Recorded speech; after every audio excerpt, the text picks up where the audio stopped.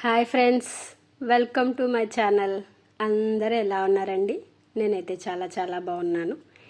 ఇవాల్టి వీడియో ఏంటి అంటే మంచి డిఫరెంట్ స్టైల్లో చేపల ఇగురు అనేది మీకు చూపిస్తున్నానండి.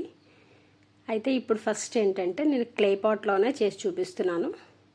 చేపల పులుసులన్నీ నేను మట్టి పాత్రలో మాత్రమే వండడానికి అయితే ట్రై చేస్తానండి, వీలుని బట్టి.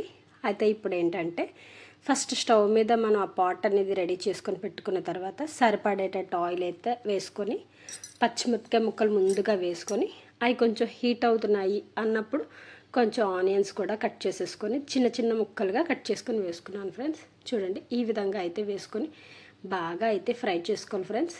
మీరైతే ఈ విధంగానే కదండి చేసుకుంటారు. సో నేనైతే ఇలా కట్ చేసుకొని వేసుకున్న తర్వాత ఈ విధంగా ఫ్రై అయ్యింది అన్న తర్వాత ఏం చేస్తున్నాను అంటే కొంచెం అల్లం వెల్లుల్లి పేస్ట్ అనేది కొంచెం పలచగా వచ్చేసిందండి. బట్ వేయడం అయితే ఇంపార్టెంట్ కనుక నేనైతే వేసుకున్నాను. ఇలా ఫ్రై చేసుకుంటే పచ్చివాసన అనేది రాదనమాట. మనం దించే ముందు వేస్తే పచ్చివాసన అనేది వస్తుంది. సో ఈ విధంగా అయితే ఉల్లిపాయలు మొత్తం ఏగుతున్నప్పుడే మన ఈ అల్లం వెల్లుల్లి పేస్ట్ లాంటిది వేసుకున్న తర్వాత అవి బాగా ఫ్రై అవ్వాలండి. ఆనియన్స్ ఆ పేస్ట్ అంతా అయిన తర్వాత మనం చూసారా దగ్గరగా ఎగురుతున్నట్టు అనిపిస్తుందా, అలాంటప్పుడు కొంచెం కొత్తిమీర కూడా నేను యాడ్ చేసేసుకొని ఫ్రై చేసుకున్నాను ఫ్రెండ్స్. చూసారా, ఇలా ఫ్రై చేసుకున్న తర్వాత టమాటా ముక్కల్ని కూడా చిన్న చిన్న ముక్కలుగా అయితే కట్ చేసుకోవాలి ఫ్రెండ్స్. నేనైతే ఈ విధంగా కట్ చేసుకున్నాను. ఇంకొంచెం చిన్నగా కూడా మనం కట్ చేసుకోవచ్చు. చూసారా, అది మన ఇష్టం అండి. నేను ఇది ఈ మాదిరిగానే కట్ చేసుకున్నాను. ఇంకా చిన్నవి కట్ చేసుకోవచ్చు. అయిపోయిన తర్వాత బాగా ఫ్రై అవుతున్నాయి అన్నప్పుడు చూసారా, ఇలా అయితే ఫ్రై అయిపోవాలి. కలర్ఫుల్గా కనిపిస్తుంది కదా ఫ్రెండ్స్. ఇప్పుడు సరిపడేటట్టు సాల్ట్ అయితే నేను యాడ్ చేసుకున్నాను అనమాట. ఈ సాల్ట్ కూడా అందులో కలిపెట్టేసి బాగా ఎగిరేలాగా ఏంటంటే సాల్ట్ అనేది యాడ్ చేసుకుంటే ముక్కలు ఇంకాస్త ఫ్రై అవుతాయి. సో ఈ విధంగా వేసిన తర్వాత ఇది కూడా బాగా దగ్గరగా అయ్యింది అన్నప్పుడు కారం కూడా మనం ఒక 3 స్పూన్లంత కారం వేసుకోవాలి. మన టేస్ట్కి తగ్గట్టుగా ఉప్పు కారం అన్నది మన టేస్ట్ అండి. ఎవరికి తగ్గట్టుగా వాళ్ళు వేసుకుంటారు కదా. అయితే మనం చేసే డిఫరెంట్ స్టైల్లో చేసుకున్న టేస్ట్ అనేది ఎవరికి వారుగా వేసుకుంటారు కదా. నేనైతే ఈ విధంగా 3 చెంచాల కారం అయితే వేసి అది కూడా బాగా కలిపేస్తున్నానండి.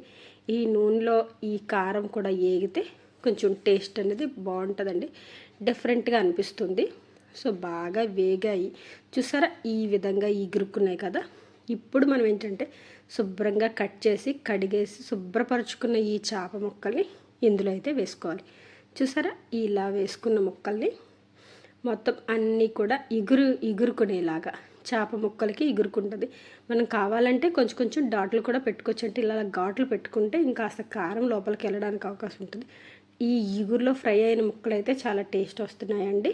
ఒకసారి మీరు కూడా ట్రై చేయండి. బాగుంది అనిపిస్తే ఖచ్చితంగా నాకైతే కామెంట్ చేయండి ఫ్రెండ్స్. ఇలా డిఫరెంట్గా మనం చేపల పులుసుని ఈ విధంగా కూడా చేసుకోవచ్చు.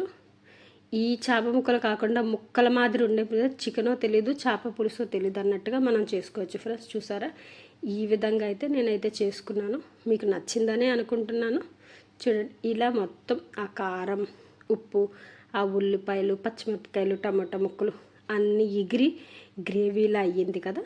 అవి ఈ ముక్కలకి బాగా పట్టేస్తుందండి. పట్టిన తర్వాత కొంచెంసేపు ఎగిరిన తర్వాత మళ్ళీ మనం మూత పెట్టుకోవాలి. ఆ మూత పెట్టుకున్నప్పుడు ఏంటంటే ఆవిరి మీద కొంచెం ఉడకడానికి అయితే అవకాశం ఉంటుంది. చూసారా, తీసానండి మూత. ఇప్పుడు చూడండి ఎలా ఉందో, ముక్కలకైతే పడుతుందో ఆ గ్రేవీ అంతా. పట్టిన ఈ ముక్కల్ని కొంచెం బాగా మళ్ళీ ఎగిరిన తర్వాత నేను మళ్ళీ గరిటె పెట్టి అయితే కొంచెం అలా కలిపెట్టుకున్నానండి. ఇవి అంటుకుంటున్నాయి అని అనిపించేటప్పుడు అడుగంటకూడదు కదండి.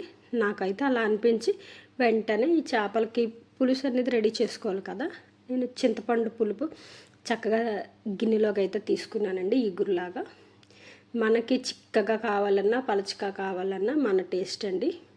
మనం పలచగా వేసుకుంటే దగ్గరగా ఎగురుతుంది, మరీ చిక్కగా అయితే కొంచెం కూరలా అయితే అయిపోతుంది. సరిపడేటట్టు అనేది ఆ క్వాంటిటీ అనేది మన ఇష్టం అండి. చూసారా, ఈ విధంగా వేసుకొని గరిటెతో మళ్ళీ బాగా కలపాలి. ఇలా కన్నాలున్న గరిటె అయితే చక్కగా బాగుంటుందండి. ఈ కొత్తిమీర అవన్నీ చక్కగా ఈ ముక్కల కంటే ఆ స్మెల్ టేస్ట్ అనేది చాలా బాగుంటుందండి. చూసారా, ఈ విధంగా అయితే నేను చేపల పులుసు అయితే తయారు చేసుకున్నానండి. గ్రేవీలోనైతే ముక్కలు ఏగాయండి. చూసారా, దగ్గరగా మరుగుతుంది అనిపిస్తుంది. ఇలా మరుగుతుంది కదా ఫ్రెండ్స్. మీ అందరికీ చూడడానికి బాగుందా, టేస్ట్గా కనిపిస్తుందా?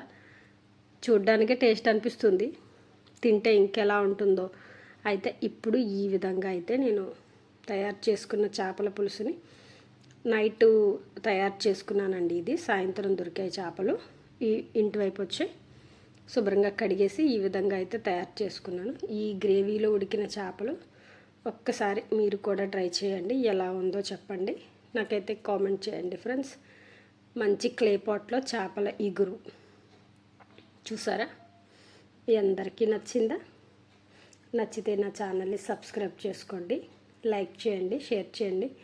ఎవరైనా మొదటిసారిగానైతే నా ఛానల్ చూస్తున్నట్టయితే సబ్స్క్రైబ్ చేసుకోండి ఫ్రెండ్స్.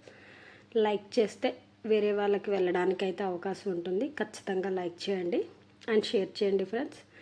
నెక్స్ట్ దించే ముందు దగ్గరగా ఎగిరింది అన్నప్పుడు లైట్గా కొత్తిమీర అయితే పైన కట్ చేసి ఇలా చల్లుకున్నానండి. చూసారా, బాగుందా? కలర్ఫుల్గా, కంటికింపుగా, నోటికి రుచిగా ఉండే ఈ గ్రేవీలో ఉడికిన చేప ముక్కల పులుసు అండి.